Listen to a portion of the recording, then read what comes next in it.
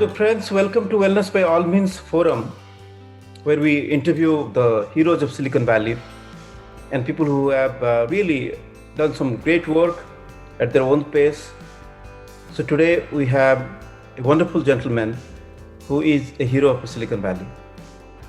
His name is Raju Chamarthi. Sri Raju Chamarthi has been volunteering for Silicon Andhra for over 15 years in a variety of leadership roles. He is the president and dean of Silicon Andhra Manavadi. He is the co-founder of University of Silicon Andhra. Sri Raju Garu is the president of the Rotary Club of Silicon Andhra for 2020 and 21. He also happens to be a technocrat, at least in the Silicon Valley. He was the VP of a Silicon Valley company, software company, and then in 2016 he quit his software engineering job to do the human engineering component. So welcome, sir. How are you? Namaskaram. Thank you, Manoj, for having me here today. Thank you so much. First of all, thank you for coming, because I know you must be totally busy with so much of engagement that you have taken on your shoulder, right? So you have done so much of work. So it will be very difficult to put everything in 20 minutes capsule, but we'll try to do our best to touch upon different aspects of your life. I would like to ask you, how you have achieved so much. What is the golden rule of success? What do you think, has put you in this position? So it's very simple, sir. It's I'm just one among the so many people. It's a teamwork. So you have the right idea, you build the right team, and you have a process, a system to follow. Then automatically results will be amazing. And that is what we have seen in everything that you have said, whether it is the Manavadi, the Telugu school, which is like an Ivy League school for Telugu learning across the world today. And we just started a university 3-4 years ago, and we want to make that a center of excellence for Indian fine arts and languages. Basically, it is, we come from a land of, centuries old knowledge from India. Right. There is so much there, that we are losing slowly over a period of time. So we want to showcase that to the Western world. Okay, and that is what we are doing today. And in one word, it's teamwork. Teamwork, very good. About the Telugu Manavadi that you speak, Manavadi means our school, isn't it, in Telugu? Yes, sir. Manavadi in Telugu means our school. Yes, correct. Our school, right? So there was a great saying that comes to my mind. One of the great architects of Odisha, which is the adjacent state of Andhra. So Gopabandhuji, he said, Uchcha hava pai kara jabe asha, Uchcha karo age nije matrubhasha. So what it means is, if you want to promote yourself higher in your life, first promote your mother tongue. So unless you make your mother tongue promoted or world enough, high enough, then you cannot go higher, right? So tell us a little bit journey about how from 150 students you started, I think in 2007. Right now it's about 11,000 plus all over the world in different countries and 250 different locations. So how did you achieve such a huge, success in terms of teaching Telugu language to children all over the world? Certainly, sir. The first thing is the mother tongue, one's language, it has the history of, how that, humanity, that race has developed over the years. Number one. So you forgetting the mother tongue, you are leaving all that heritage, all that, background behind, and then, moving on. So one thing, we see here in America, I have been here for 30 years. We know so many people. We could be coming here, we can get citizenship and whatnot. We will always be called as Asian Indians. We are Indians to start with. Even after 3 generations, 4 generations, 50. So our, in Telugu, we call it as Uniki. Our base does not change. So if so, why we need to forget our roots is number one. And number two, the research says that, when the kids, with an younger age, they learn more languages, their brain starts functioning at a faster speed. Okay. So you can see very easily the good schools where you see the good schools in California, it's invariably because of the multilingual kids who are there. Whether it is Chinese, Asians or, Indians and whatnot, that is the case. So once it is proven that you learn more languages, you are going to be at a different level. The computational power of your brain will be so high. Research is showing that. And if so, why learn? You can learn as many languages as you want, but don't leave the mother tongue behind. So in everybody's mother tongue, there is so much of knowledge, heritage, and whatnot. So how I reached, from Manabadi from 150 to 11,000 plus, So today, from the 2017 census, what they are saying is that the fastest growing language, the foreign language in America is Telugu. And we take a lot of pride in everything that we are doing at Silicanandra Manabadi that's contributing to this. And Telugu is a very old heritage language, but we want to make this a world language, meaning that people around the world should be able to learn this language, whether it is their mother tongue or it's a world language. I mean, today in America, the only accredited Telugu program is the Silicanandra Manabadi program. It's not only that, in 30 to 35 school districts, high school districts, Telugu is considered as a world language, meaning that the students in high school, if they take the Telugu in Manabadi, they don't have to learn a Spanish or a French or a German and things like that. So we say our slogan in Telugu is Bhasha Sevaye Bhavi Tarala Seva. What that means is you do the service to the language, your mother tongue. You are basically serving the future generations. Right. That's what it means, and that's what we are doing. Right. So I think that's a great starting point to get into a little bit about your personality, because one of the things that I believe you told me yesterday when I was just having a chat is like, yat bhavyam tat bhavet, right? So whatever your thoughts, whatever your will, whatever your aspirations, that comes to reality, right? So what is the biggest example that you have witnessed manifesting the biggest dream of your life using this principle, that you have been constantly thinking about something, you've been defining clarity in your own mind, and how it is really taken shape in the reality? So every single initiative that Silicanandra does, that is proven every time. Yad bhavam tad bhavati. I can give as many examples as we need. It all starts with the purity of thought. Okay, the thought should be pure. To say that, okay, this is what we are doing, it is not about you, it is about others who would participate in, who are the beneficiaries. As long as that the thought is pure and your efforts are pure. Okay, having a thought is one thing, I want to accomplish something, but if you don't work towards it, the thought will only be a thought. It will never be a reality.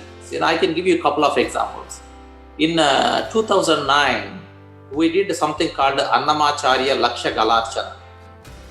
Okay, it means we have to bring 1 lakh people together, have them practice Saptagiri Sankirtanas, 7 Kirtanas of Annamacharya, Saint Annamacharya, and together they sing together. 1 lakh people. We did this, we accomplished this with 160,000, 1.6 lakhs people, we did that.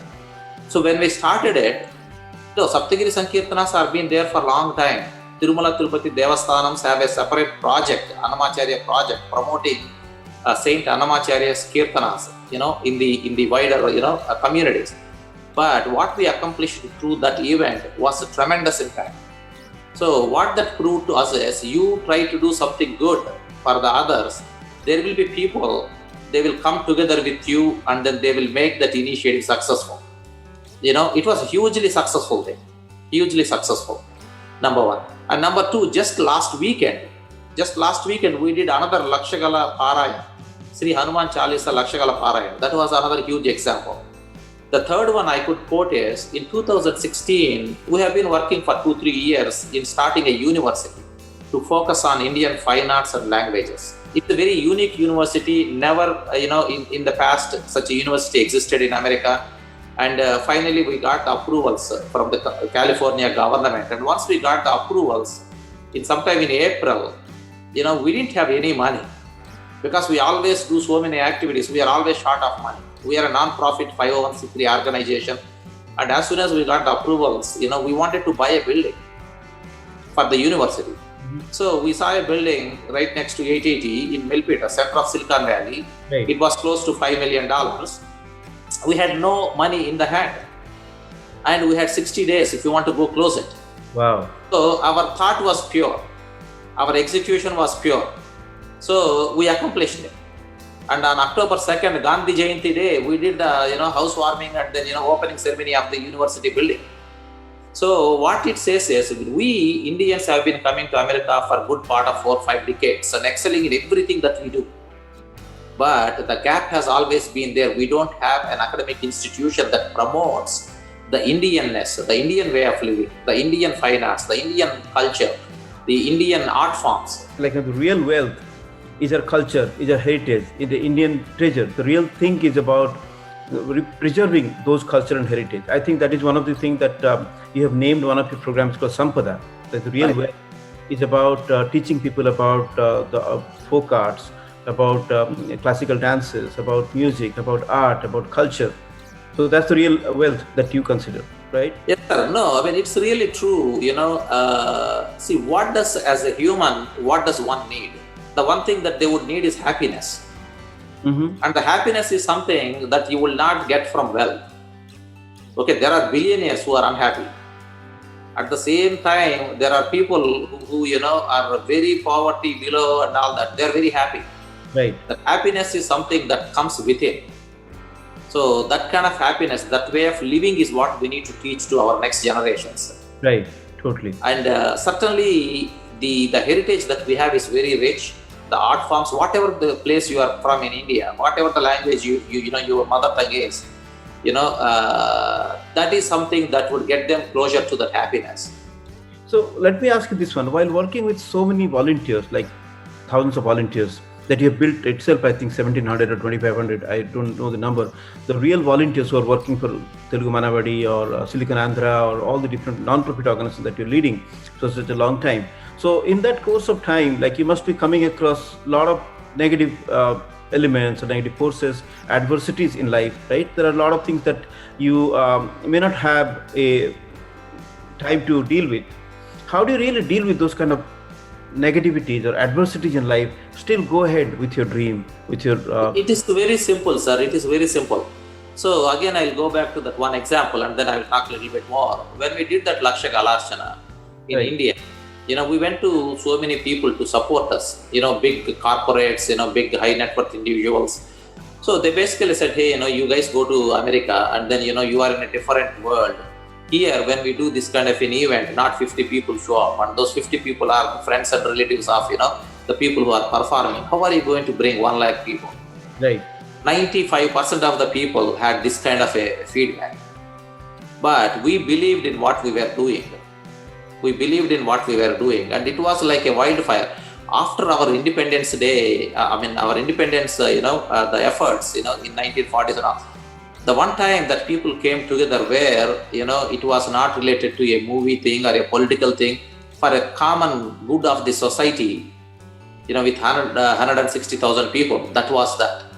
So yes, there will always be people who would say negative things, will try to demotivate you. Right. But as long as, your thought is pure and you have a plan to execute it, and, there's no other hidden agenda. As long as that is the case, every single way it would be successful. And we follow a simple principle in Silicon Andhra for anything that we do. Lead, follow, or get out of the way. Lead, follow, or get away. Get out of the way. Right. So either you lead, take, we have a framework. Right. You take something that fits into that framework, lead it to the finish line. Right. Or if you do not have time to lead it, right, follow it. Follow the leader who is leading it and support it. Right. If you cannot do either of them, you just want to be there as the weight in the bus, and then and then asking. My principle LFD: lead, follow, disappear. Yeah, exactly. That's good. So that's what. One more thing. Sorry, we have got less time right now. Sure, I just want to ask you, like, you did your MS in computer science in United States, and you did a lot of technical job in different corporations. Right. Retired took voluntary retirement as a vice president of a technical company, and then you have been working for so many non-profit organizations. Like, so what will be your message to the corporate world? Like, how they should be responsible for the communities that we are trying to build in Silicon Valley, and what kind of dreams that you have in the future, so that the corporate world can be a little bit more sensitive to those dreams? No, it's very simple, sir. There is, for the world to be happy, everybody within the world has to be happy. So if you look at it today, the top 2% or 5% wealthy people control the 80% of the wealth of the world or something like that. Right, right. So if our body has to be, if we think that our body has to be happy, the hands have to be happy, legs have to be happy, the brain has to be happy, every single constituent of the body needs to be happy. So if we take this analogy to the world, you cannot have one country to be happy and other countries to be not happy, or even within the country, one community be happy, other community be not happy. So the corporates, what they need to look at it is, what are they building? Are they building the wealth? Are they building the happiness around it?